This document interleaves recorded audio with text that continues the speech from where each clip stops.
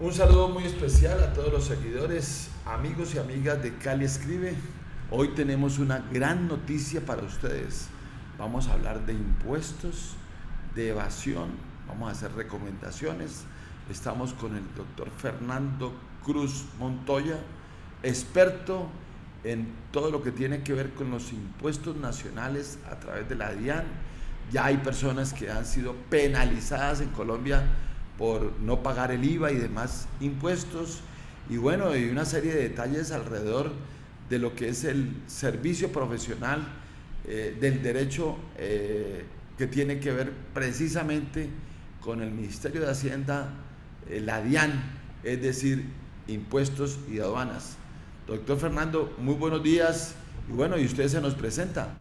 Muy buenos días para todos, gracias doctor Ramiro por esta oportunidad que me brinda para expresarle a todos los televidentes lo que es la figura de Defensoría del Contribuyente, donde yo estuve unos 17 años al servicio del sector público y ahora desde la otra orilla defendiendo a todos los contribuyentes.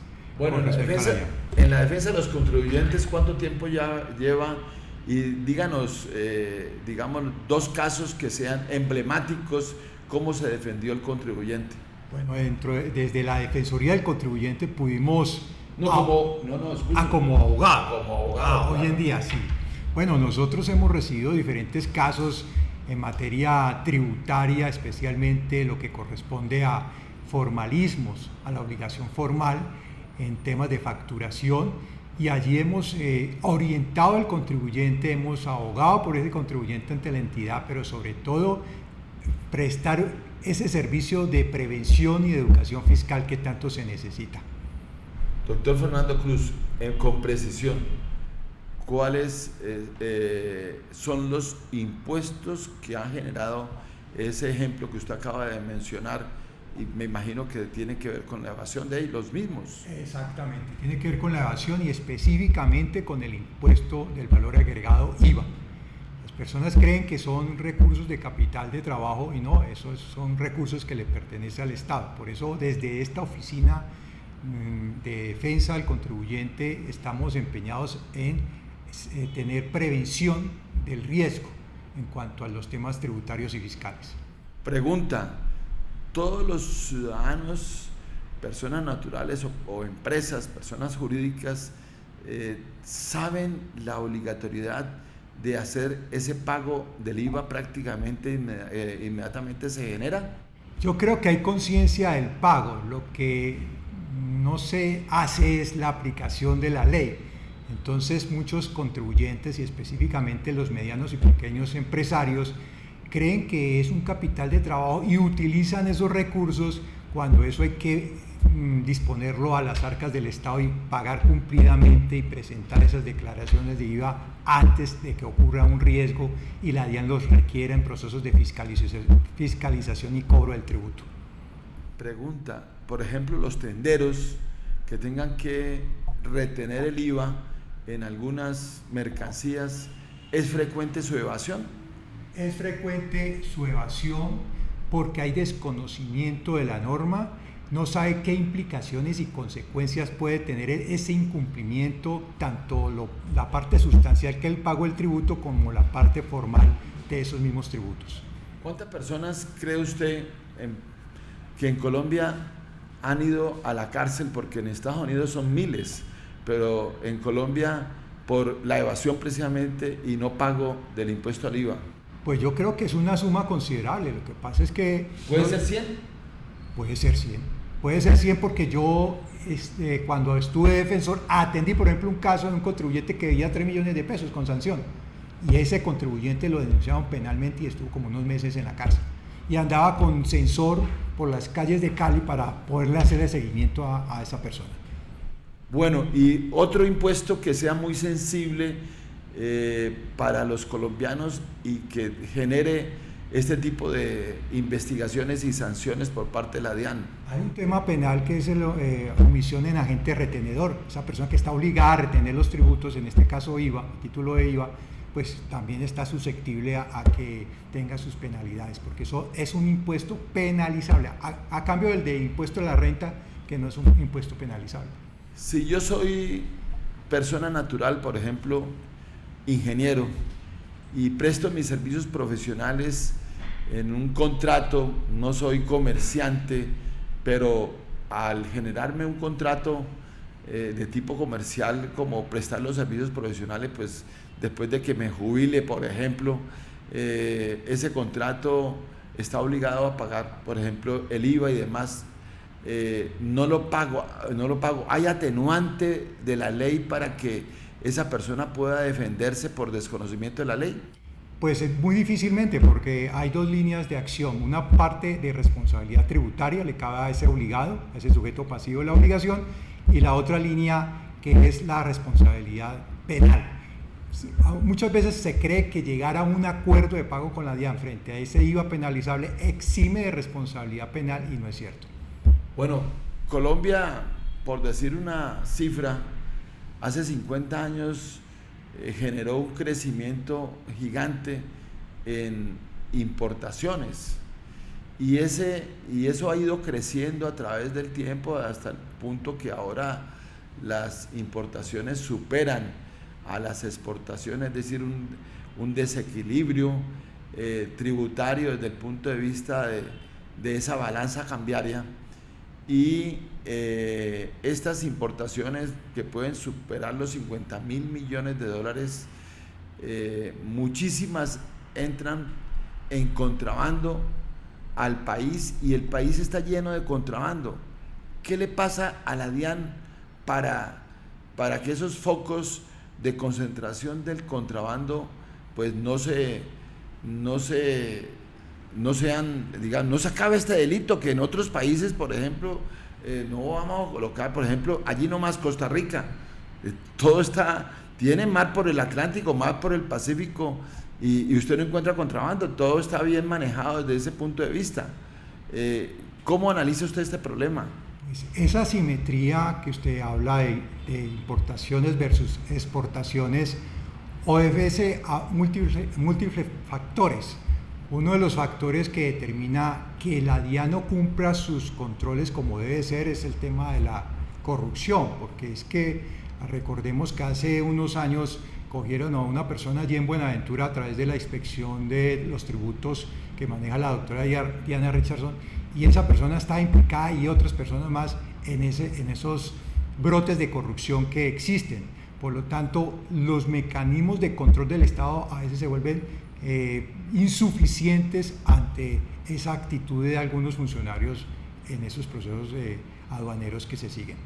Y viéndolo por otro lado, recordemos que aquí en Cali fue epicentro de la industria, si así se puede llamar, de exportación del café, de exportaciones de Colombia a través de modelos de exportación totalmente fraudulentos, y también ha ido gente a la cárcel, pero no lo suficiente. Uno no encuentra en el año con absoluta seguridad 100 personas que hayan ido por exportaciones o importaciones ficticias. ¿Qué nos puede decir al respecto? Pues se requiere mano dura y una política del Estado que venga desde el gobierno nacional para que esas cosas no sucedan y no vuelvan a suceder. Yo recuerdo que así como el café, también en los temas de reciclaje hubo personas involucradas en esto, lo mismo en el sector del oro. Entonces se necesita verdaderas políticas públicas y controles. La DIAN debe modernizarse, ha hecho unos esfuerzos que no han sido suficientes, pero necesitamos esa trazabilidad en las mercancías, tanto las que ingresan como las que salen, para que no suceda esta clase de situaciones. Bueno, ¿y cómo califica usted al hombre estrella de la Administración Nacional, el director de la DIAN, que es estrella por sus acciones, por su modelo mediático, pero yo no lo veo tanto en el recaudo de los impuestos? ¿Usted cómo valora, como conocedor del tema, cómo valora al director de la DIAN y a la DIAN de hoy? Bueno, yo creo que la DIAN en los últimos años se ha venido, digamos, modernizando en sus sistemas aún insuficientes. Han incluido personas en procesos de carrera y de concurso que puedan aportar con mayor fuerza a los controles aduaneros y tributarios. Y con respecto al liderazgo actual, pues considero yo que si bien la persona tiene conocimientos académicos porque fue del observatorio fiscal de una de las universidades en Bogotá, eso en la práctica es mucho más complejo que en los libros y en las academias. Bueno, pero no me ha calificado al director de la DIAN, que lo tengo su foto en la cabeza.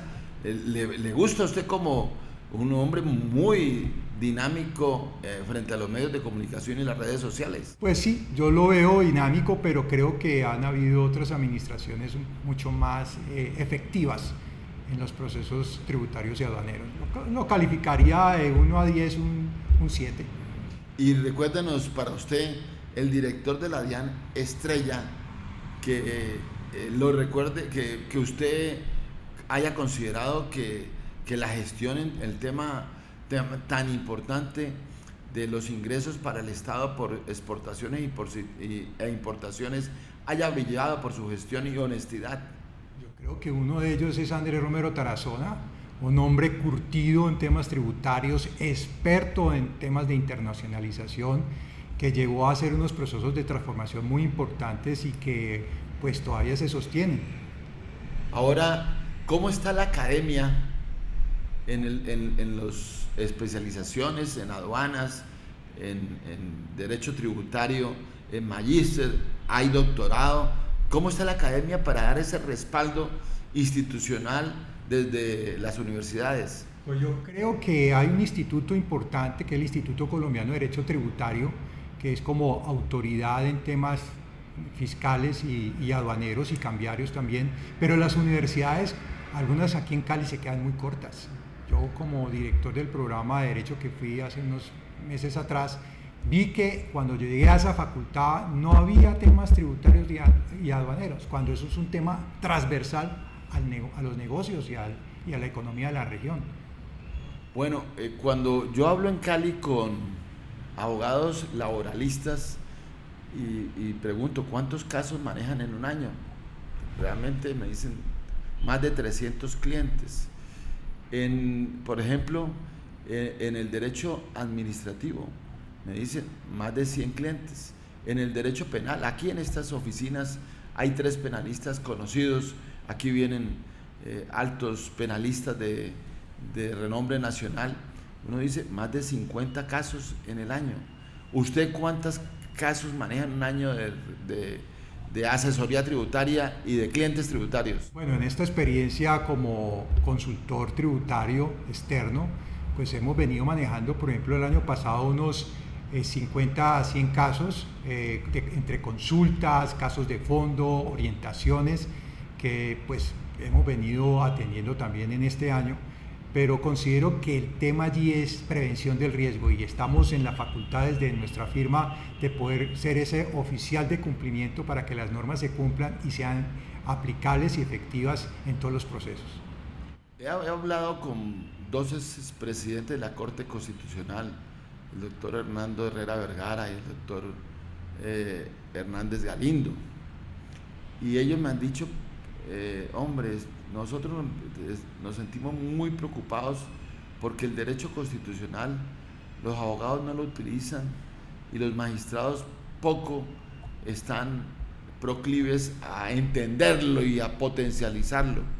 En el derecho tributario, usted ve que la defensa del contribuyente a través del derecho constitucional crece.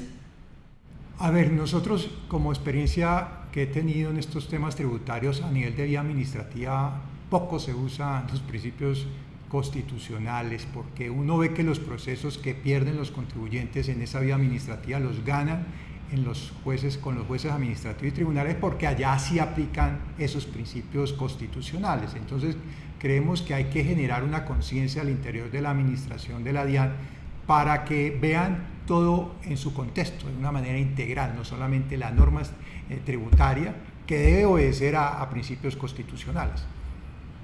Bueno, finalmente, doctor Fernando Cruz Montoya, experto en derecho tributario, usted nos podría informar indudablemente algo delicado, pero que creo que es factible, lo hacen los médicos. 3 empresas emblemáticas que usted haya defendido con éxito en su vida profesional como abogado litigante. Bueno, nosotros hemos defendido empresas grandes, medianas y pequeñitas.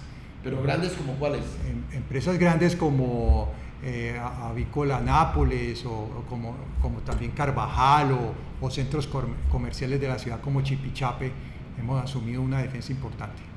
¿Y con resultados positivos? Con resultados positivos, en procesos de conciliación con la misma administración tributaria, nos hemos sentado a discutir estos temas, a mirar los flujos de caja de las empresas cuando las devoluciones están todavía pendientes de autorización y hemos podido en el marco legal y constitucional hacer que la DIAN pueda cumplir con esas devoluciones de manera oportuna para esos contribuyentes. Finalmente, doctor Fernando Cruz, un mensaje a las personas naturales, que nunca se pero también a las empresas, indudablemente, y a los profesionales que tienen carga tributaria importante. Un mensaje para ellos. A las personas naturales y al ciudadano común y corriente que necesitamos conocer de las normas tributarias y aduaneras. En una ciudad donde es ciudad-puerto, no podemos obviar el conocimiento aduanero y, por supuesto, el tema tributario. Las empresas grandes tienen, digamos, sus áreas de impuestos y digamos que lo manejan bien en términos generales, pero las medianas y las pequeñas sufren todos los días por eso y dejan a la merced de un funcionario los temas tributarios cuando el mismo gerente, el representante legal de estas empresas debe asumir también el conocimiento y asesorarse de personas expertas como de nuestra firma para que puedan prevenir el riesgo y no cuando la situación ya está hecha, está consumada, pues es mucho más difícil enderezar, aunque hemos logrado éxito en poder enderezar cosas dentro del marco constitucional y legal. Ciudadanos, empresas, frente al tema de la DIAN, no olviden que ustedes, así como uno va al cardiólogo o al pediatra para sus hijos, ustedes necesitan un experto tributario. Fernando Cruz, indudablemente experto en derecho tributario, está a la disposición y disponibilidad de ustedes para bien de sus empresas, para bien de sus servicios profesionales. Muchas gracias. Muchas gracias, doctor David.